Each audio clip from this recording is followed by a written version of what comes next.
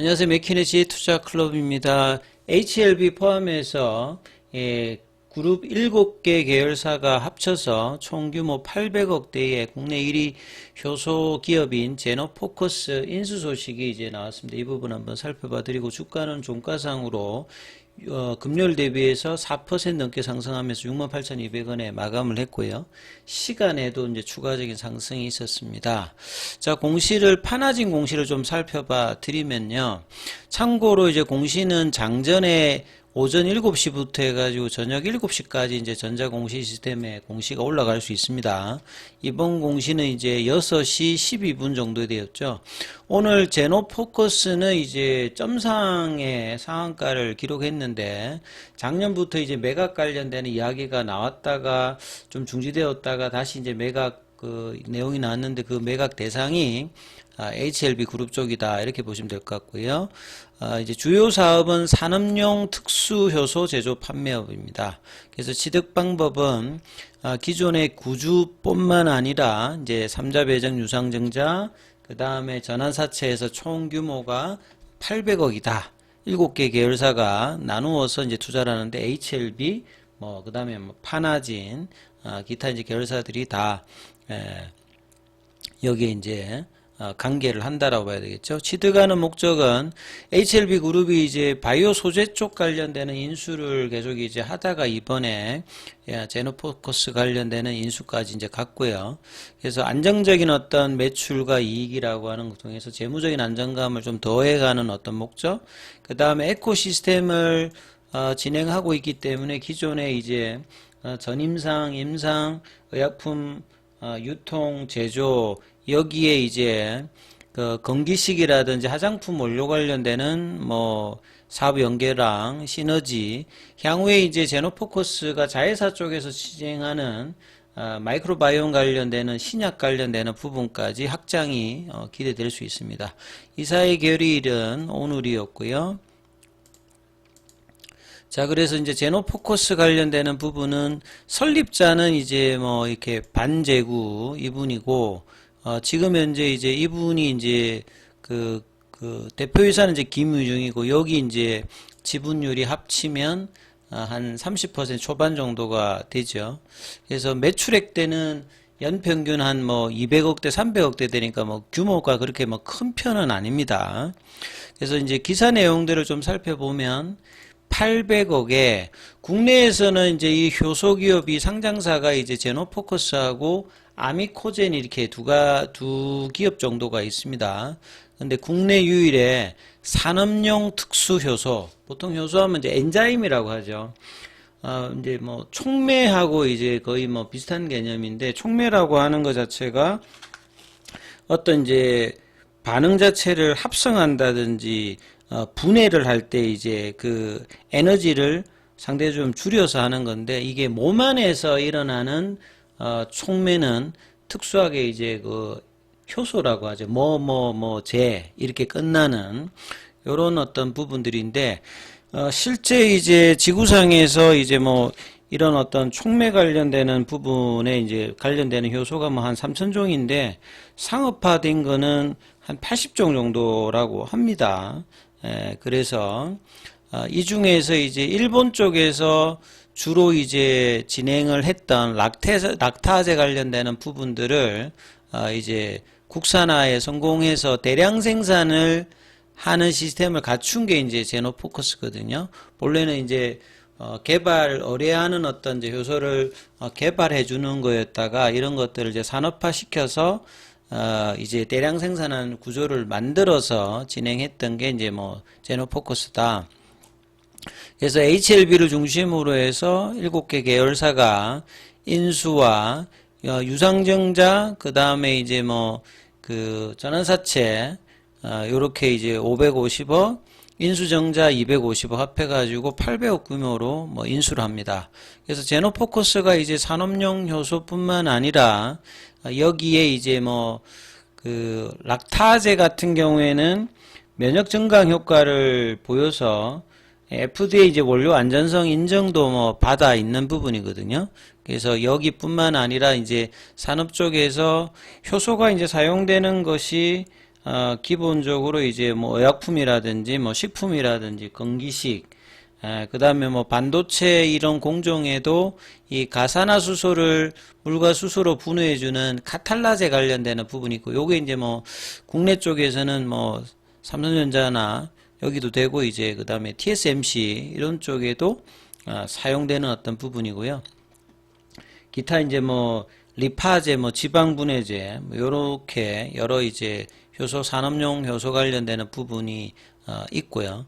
그 다음에 이제 자회사 쪽에서 마이크로바이옴 신약 개발 관련되는 부분들, 요게 이제 연구개발비가 좀 집행되면서 유동성이 좀 어려움이 겪었는데, 이제 이런 부분들이 향후에 이제 자회사 쪽의 어떤 부분들도 유동성이 보강이 되기 때문에 이런 이제 파이프라인의 확장에도 이제 뭐 도움이 되겠죠. 마이크로바이옴 쪽에.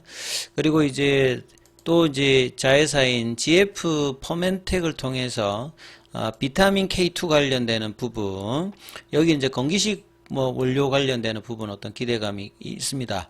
그래서 HLB 그룹 쪽에서 이제 이런 그 에코시스템 확장에서 이제 주력을 하고 있는 분이 이제 임창윤 HLB 그룹 부회장입니다. 이분 같은 경우에는 본래 이제 그 IB 쪽에, 동부증권제 IB 쪽에 이제 있는 투자 쪽에 이제 전문가니까, 이제 진양군 회장의 이제 M&A 전문가하고도 뭐 결을 같이 하면서 거의 이제 공통된 형태를 가지고 있죠.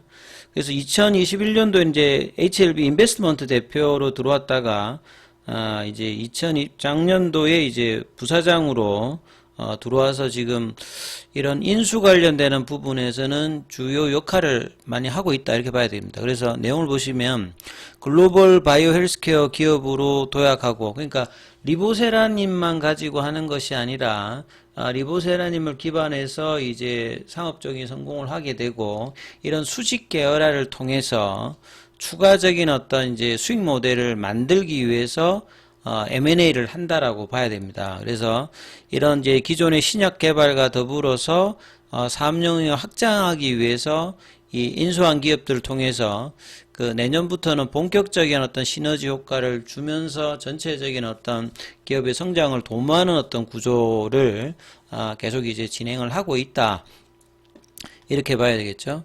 그래서 제노포커스가 6년 동안에 350억을 투자해서 이 마이크로바이옴 뭐 효소 분야에서도 신약 개발 속도를 낼 수 있는 어떤 부분을 좀 시너지 효과로 좀 기대할 수 있는 어떤 부분이다, 이렇게 보입니다. 요 관련되는 이제 기사가 이제 오후에 많이 나왔습니다. HLB가 제노포커스를 품는다. 그래서 실제로 이 제노포커스 같은 경우는 오늘 상한가를 아침부터 이제 갔죠. 예. 그래서 이런 부분들에 대해서 그 제노포커스의 이제 공시를 보게 되면 5시 넘어서 6시 넘어서 이제 경영권 변경 관련되는 부분에서 내용이 나옵니다. 그래서 설립자인 이제 반제구 대표, 반제구 최대 주주가 HLB 주식회사의 주식과 경영권 양수도 계약을 체결했다, 이렇게 지금 되어 있죠. 예. 그래서 대금 지급일이 12월 12일 이렇게 나와 있습니다. 그리고 임시주총 관련되는 부분들도 12월 12일에 새로 HLB가 이렇게 이제 인수를 하게 되면 HLB 쪽에 이제 그 인사들이 이사로 이제 선임을 하는 형태로 이제 기존의 부분과 시너지 효과를 낼 수 있는 형태로 이제 구조를 대부분 바꾸고 있기 때문에, 그리고 이제 유상증자 관련되는 부분의 내용에서도 보시게 되면 유상증자 관련해서 증자 방식이 3자 배정으로 해서 여기에 이제 한 운영자금으로 한 100억대, 그 다음에 채무상환으로 한 50억대, 그래서 한 150억 정도의 그 3자 배정이니까 요거는 이제 보통 1년 정도는 이제 락업이 걸리는 어떤 부분이라고 봐야 되겠죠. 그리고 이제 전환사채 관련되는 부분이 5회차 발행이 또 있습니다. 여기에 그 대상을 이제 보시게 되면 이제 노마드 제5호, 임지연, 이렇게 돼 있죠. 그 다음에 유상증자의 이제 내용의 그 대상자 흐름에 보시게 되면 HLB가 배정주식수 여기 다 1년간 의무 보유고요. 뭐 110 거의 이제 파나진하고 거의 같은 정도. 예. 그 다음에 HLB 생명과학 65만 주, 테라피틱스 65만 주, LB 인베스트먼트가 65만 주, 그 다음에 에포케도 여기 32만 주고요. HLB 네트웍스 32만 주, 요렇게 이제 투자를 하는, 통해서 이제 인수를 하는 모습을 보였죠. 그래서 HLB는 이제 금요일 날에 이제 밑꼬리 흐름이 나오면서 지난주 목요일 날에 이제 연봉이 나왔던 68,100원대의 시가를 일단 회복을 했습니다.